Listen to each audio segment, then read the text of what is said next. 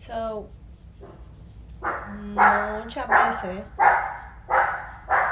trabajamos y nos comportamos así como monitos. We monkey around. Do we? We monkey around, okay? We monkey around with the decisions we make with our clients. When we decide to stay in these relationships that are not good, non-productive, stressful, disrespectful, and we just stay there, and it's not good. So there are things that we should put in place to avoid monkeying around with our clients. First of all,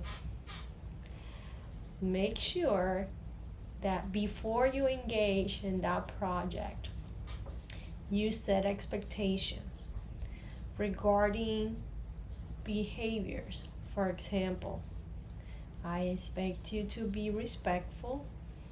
I don't let anyone yell at me. You won't get yelled at from me. You will get the same respect back. Yeah. And then things like, this is the scope of work. Just know that if you do decide to add more work, the delivery date will change. That happens everywhere, right? Doesn't it? If you go to the doctor and you get there late, they will probably have to reschedule you because they already have other people in front of you. The same thing if they ask for, like, the scheduling is important. They need to know the effect on what they're asking. The effect is going to take, the toll is going to take on the project. Okay? Set realistic expectations with the client.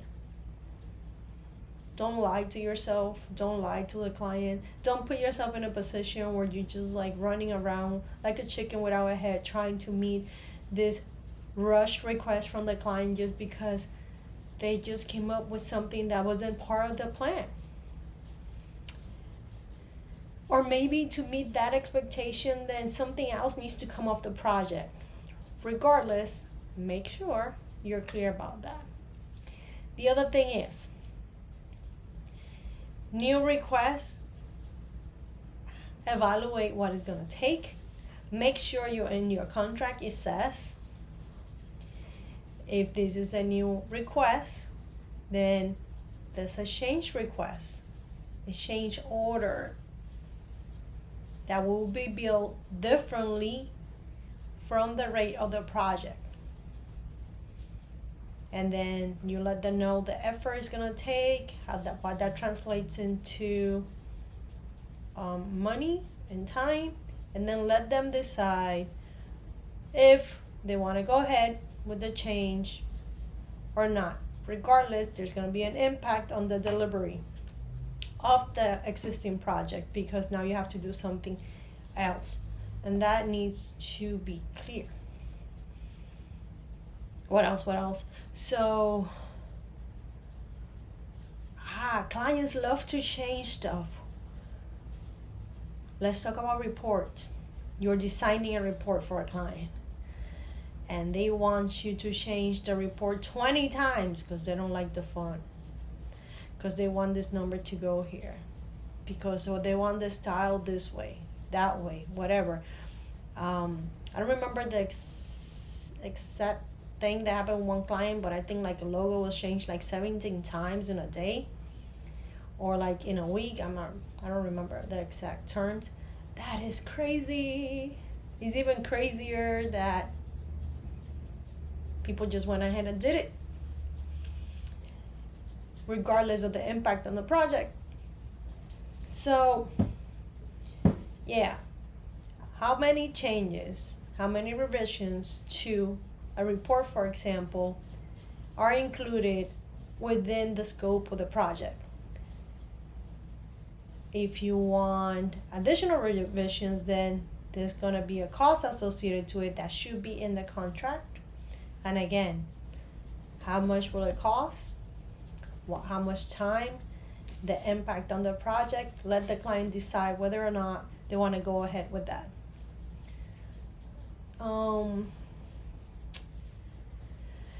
What else? Make sure you give your clients updates on what's going on, what's not going on.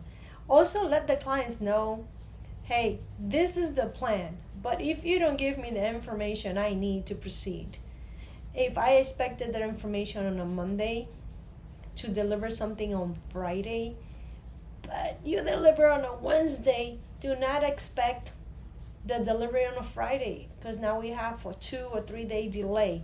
So again, the project moves. That line, the delivery date will move. Let them know that. Be clear up front. Don't monkey around with those kind of things. Early communication about what to expect, what not to expect from each part is important. And then, even if you have done this, and then you have a client who just won't cooperate, is making your life hell and your employee's life hell, you have one or two options. One, it depends, like, at what point in time this is happening. Maybe it's gone on for way too long. Nobody did anything about it. It might be a situation of just saying goodbye to the client politely. Make sure you do that politely, okay? Because it's not a good relationship. You're not building a relationship here. You're just making everyone's lives miserable. Or then, if it's an early stage in a project where you can still save the relationship, make sure you sit down and talk about what's going on, because it might just be a person who doesn't know how to communicate well.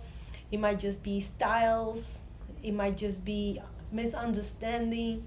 It could be any numerous of things, and if you don't talk about it, you will know what's going on.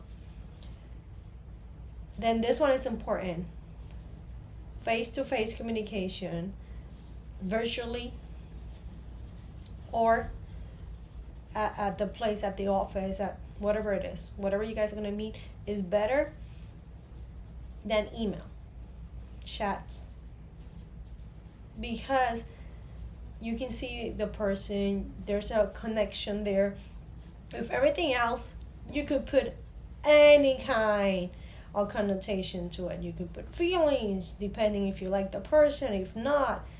So another thing that's important when you're in the client, remember, this is a client. Make sure you develop a relationship. Don't get involved with the gossip around the office. That's not going to help with the project. These are just like some tips. I'll come back around to it, but don't monkey around. Okay?